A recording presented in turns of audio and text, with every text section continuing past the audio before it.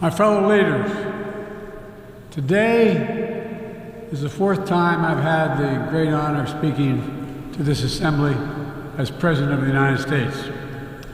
It'll be my last. I've seen a remarkable sweep of history. I was first elected to office in the United States of America as a U.S. Senator in 1972. Now, I know I look like I'm only 40, I know that. I was 29 years old. Back then, we were living through an inflection point, a moment of tension and uncertainty. The world was divided by the Cold War. The Middle East was headed toward war. America was at war in Vietnam. At that point, the longest war in America's history. Our country was divided and angry. And there were questions about our staying power and our future. But even then, I entered public life not out of despair, but out of optimism. The United States and the world got through that moment. It wasn't easy or simple without significant setbacks. But we would go on to reduce the threat of nuclear weapons through arms control. And then go on to bring the Cold War itself to an end. Israel and Egypt went to war, but then forged a historic peace. We ended the war in Vietnam. The last year in Hanoi, I met with the Vietnamese leadership. We elevated our partnership to the highest level. It's a testament to the resilience of the human spirit and the capacity for reconciliation. That today, the United States and Vietnam are partners and friends. And it's proof that even from the horrors of war, there's a way forward. Things can get better. We should never forget that. I've seen that throughout my career. In the 1980s, I spoke out against apartheid in South Africa. And then I watched the racist regime fall. In the 1990s, I worked to hold Milosevic accountable for war crimes. He was held accountable. At home, I wrote and passed the Violence Against Women Act to end the scourge of violence against women and girls, not only in America, but across the world, as many of you have as well. But we have so much more to do, especially against rape and sexual violence as weapons of war and terror. We were attacked on 9/11 by Al-Qaeda and Osama bin Laden. We brought him justice. Then, I came to the presidency at another moment of crisis and uncertainty. I believed America had to look forward. New challenges, new threats, new opportunities were in front of us. We needed to put ourselves in a position to see the threats, to deal with the challenges, and to seize the opportunities as well. We need to end the era of war that began on 9/11. As Vice President to President Obama, he asked me to work to wind down the military operations in Iraq, and we did, painful as it was. When I came to office as president, Afghanistan had replaced Vietnam as America's longest war. I was determined to end it, and I did. It was a hard decision, but the right decision. 4 American presidents had faced that decision, but I was determined not to leave it to the 5th. It was a decision accompanied by tragedy. 13 brave Americans lost their lives, along with hundreds of Afghans in a suicide bomb. I think those lost lives, and I think of them every day. I think of all the 2,461 U.S. military deaths over a long 20 years of that war. 20,744 American servicemen wounded in action. I think of their service, their sacrifice, and their heroism. I know other countries lost their own men and women fighting alongside us. We honor their sacrifices as well. To face the future, I was also determined to rebuild my country's alliances and partnerships to a level not previously seen. We did just that, from traditional treaty alliances to new partnerships like the Quad with the United States, Japan, Australia, and India. I know many look at the world today and see difficulties and react with despair, but I do not. I won't. As leaders, we don't have the luxury. I recognize the challenges from Ukraine to Gaza to Sudan and beyond. War, hunger, terrorism, brutality, record displacement of people, a climate crisis, democracy at risk, strains within our societies, the promise of artificial intelligence and its significant risk. The list goes on. But maybe because all I've seen and all we have done together over the decades, I have hope. I know there is a way forward. In 1919, the Irish poet William Butler Yeats described a world, and I quote, "where things fall apart, the center cannot hold, mere anarchy is loosed upon the world," end of quote. Some may say those words describe the world not just in 1919, but in 2024. But I see a critical distinction. In our time, the center has held. Leaders and people from every region and across the political spectrum have stood together, turned the page. We turned the page on the worst pandemic in a century. We made sure COVID no longer controls our lives. We defended the UN Charter and ensured the survival of Ukraine as a free nation.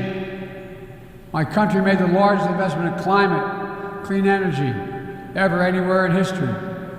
There will always be forces that pull our countries apart and the world apart. Aggression, extremism, chaos, and cynicism. A desire to retreat from the world and go it alone.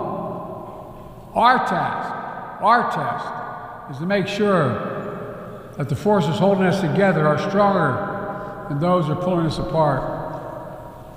That the principles of partnership that we came here each year to uphold can withstand the challenges. That the center holds once again. My fellow leaders, I truly believe we're at another inflection point in world history. With the choices we make today will determine our future for decades to come. Will we stand behind the principles that unite us? Will we stand firm against aggression?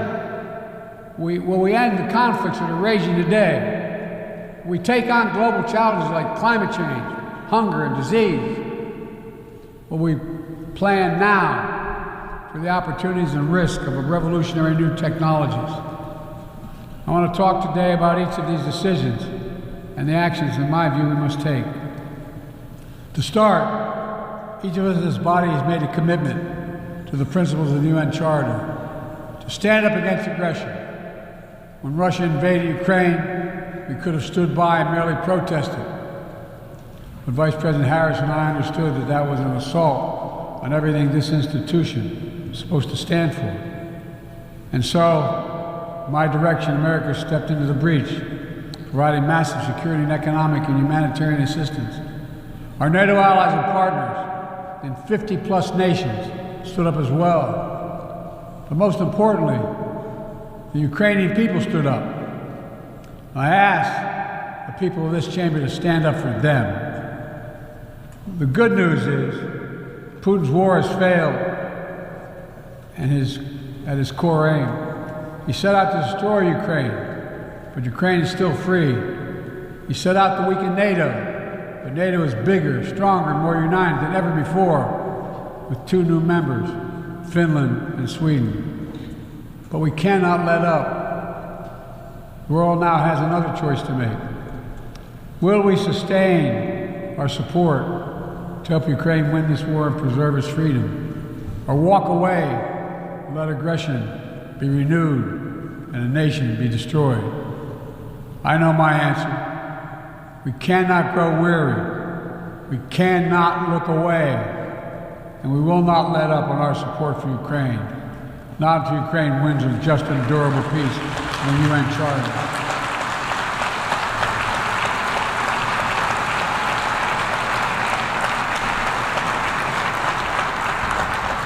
We also need to uphold our principles as we seek to responsibly manage the competition with China so it does not veer into conflict. We stand ready to cooperate on urgent challenges for the good of our people and the people everywhere. We recently resumed cooperation with China to stop the flow of deadly synthetic narcotics. I appreciate the collaboration. It matters to the people of my country and many others around the world. On matters of conviction, the United States is unabashed, pushing back against unfair economic competition, against military coercion of other nations in the South China Sea, in maintaining peace and stability across the Taiwan Straits, in protecting our most advanced technologies so they cannot be used against us or any of our partners. At the same time, we're going to continue to strengthen our network of alliances and partnerships across the Indo-Pacific. These partnerships are not against any nation. They're building blocks for a free, open, secure, and peaceful Indo-Pacific. We're also working to bring a greater measure of peace and stability to the Middle East. The world must not flinch from the horrors of October 7th. Any country would have the right and responsibility to ensure that such an attack can never happen again. Thousands of armed Hamas terrorists invaded a sovereign state, slaughtering and massacring more than 1,200 people, including 46 Americans, in their homes and at a music festival. Despicable acts of sexual violence, 250 innocents taken hostage. I've met with the families of those hostages. I've grieved with them. They're going through hell. Innocent civilians in Gaza are also going through hell. Thousands kills, including aid workers. Too many families dislocated, crowding in the tents, facing a dire humanitarian situation. They didn't ask for this war that Hamas started. I put forward with Qatar and Egypt a ceasefire and hostage deal. It's been endorsed by the UN Security Council.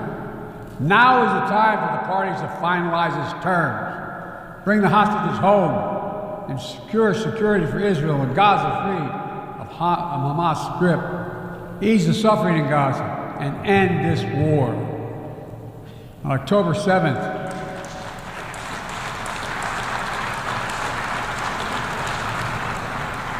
since October 7th, we've also been determined to prevent a wider war that engulfs the entire region. Hezbollah, unprovoked, joined the October 7th attack, launching rockets into Israel. Almost a year later, too many on each side of the Israeli-Lebanon border remain displaced. A full-scale war is not in anyone's interest. Even if the situation has escalated, a diplomatic solution is still possible. In fact, it remains the only path to lasting security to allow the residents from both countries to return to their homes and the border safely. And that's what we're working tirelessly to achieve. As we look ahead, we must also address the rise of violence against innocent Palestinians on the West Bank and set the conditions for a better future, including a two-state solution where the world, Israel enjoys security and peace and full recognition and normalized relations with all its neighbors, where Palestinians live in security, dignity, and self-determination in a state of their own.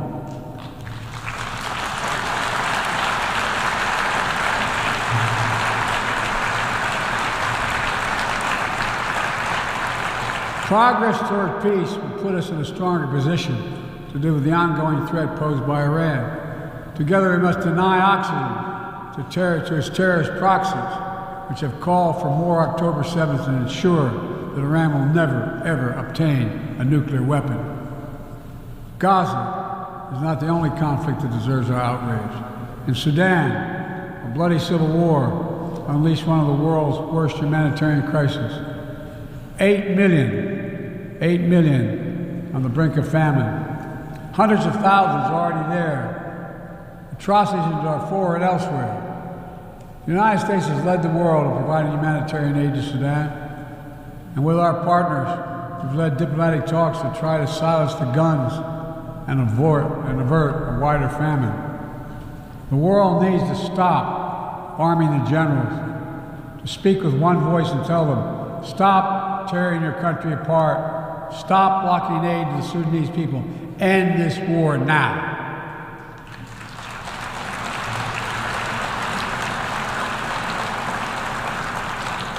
But people need more than the absence of war. They need a chance to live in dignity. They need to be protected from the ravages of climate change, hunger, and disease. Our administration has invested over $150 billion to make progress in other sustainable development goals. It includes $20 billion for food security, over $50 billion for global health. We've mobilized billions more in private sector investment. We've taken the most ambitious climate action in history. We've moved to rejoin the Paris Agreement on day one. And today, my country is finally on track to cut emissions in half by 2030. On track to honor my pledge to quadruple climate financing to developing nations with $11 billion thus far this year. We've rejoined the World Health Organization, donated 700 million doses of COVID vaccine to 117 countries. We must now move quickly to face Mpox outbreak in Africa. We're prepared to commit $500 million to help African countries prevent and respond to Mpox and to donate 1 million doses of Mpox vaccine now.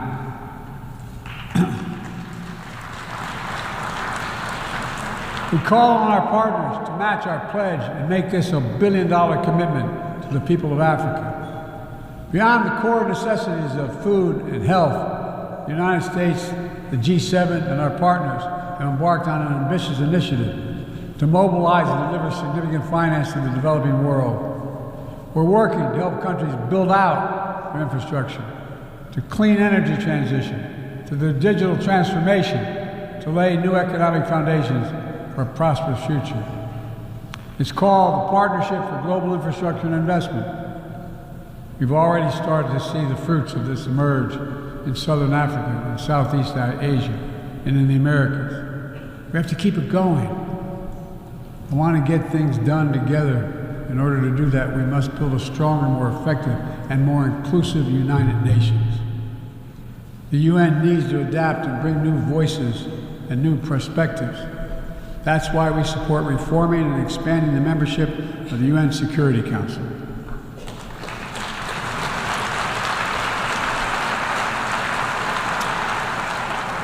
Our UN ambassador just laid out our detailed vision to reflect today's world, not yesterday's. It's time to move forward. The Security Council, like the UN itself, needs to go back to the job of making peace, of brokering deals to end wars and suffering.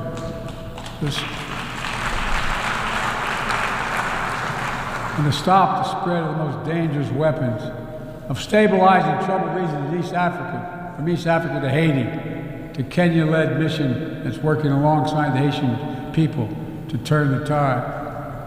We also have a responsibility to prepare our citizens for the future.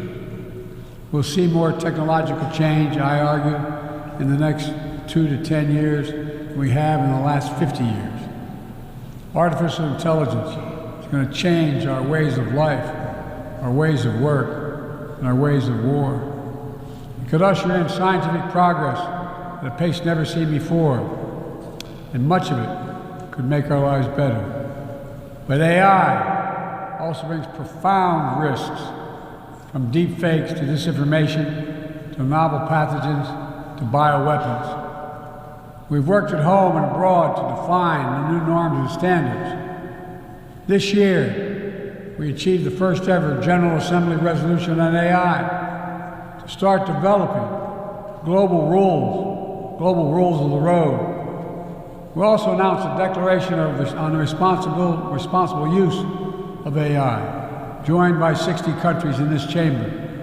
But let's be honest, this is just the tip of the iceberg, what we need to do to manage this new technology. Nothing is certain about how AI will evolve or how it will be deployed. No one knows all the answers. My fellow leaders, it's with humility I offer 2 questions. First, how do we as an international community govern AI? As countries and companies race to uncertain frontiers, we need an equally urgent effort to ensure AI's safety, security, and trustworthiness. As AI grows more powerful, it also must grow more responsive to our collective needs and values. Benefits of all must be shared equitably. It should be harnessed to narrow, not deepen digital divides. Second, will we ensure that AI supports rather than undermines the core principles that human life has value and all humans deserve dignity. We must make certain that the awesome capabilities of AI will be used to uplift and empower everyday people, not to give dictators more powerful shackles on the human spirit. In the years ahead, there may well be no greater test of our leadership than how we deal with AI. Let me close with this. Even as we navigate so much change, one thing must not change. We must never forget who we're here to represent. We, the people. These are the first words of our Constitution, the very idea of America. They inspired the opening words of the UN Charter.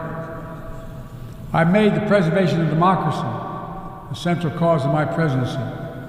This summer, I faced a decision whether to seek a second term as president. It was a difficult decision. Being president has been the honor of my life. There's so much more I want to get done. As much as I love the job, I love my country more. I decided after 50 years of public service, it's time for a new generation of leadership to take my nation forward. My fellow leaders, let us never forget, some things are more important than staying in power. It's your people.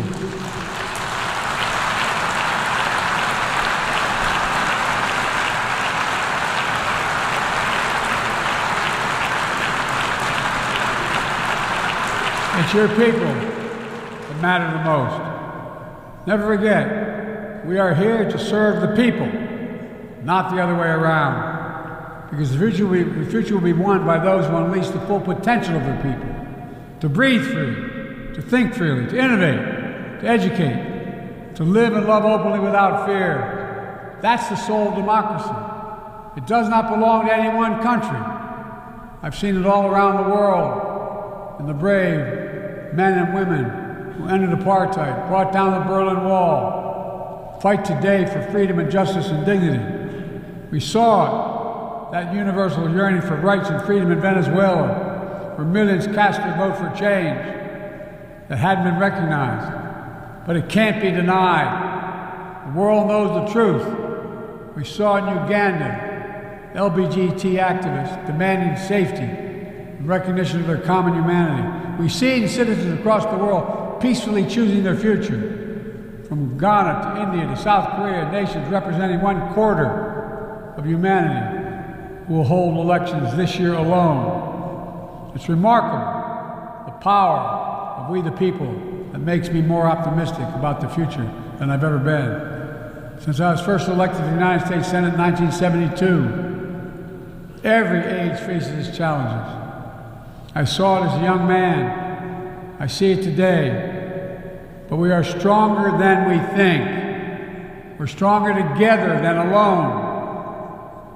And what the people call impossible is just an illusion.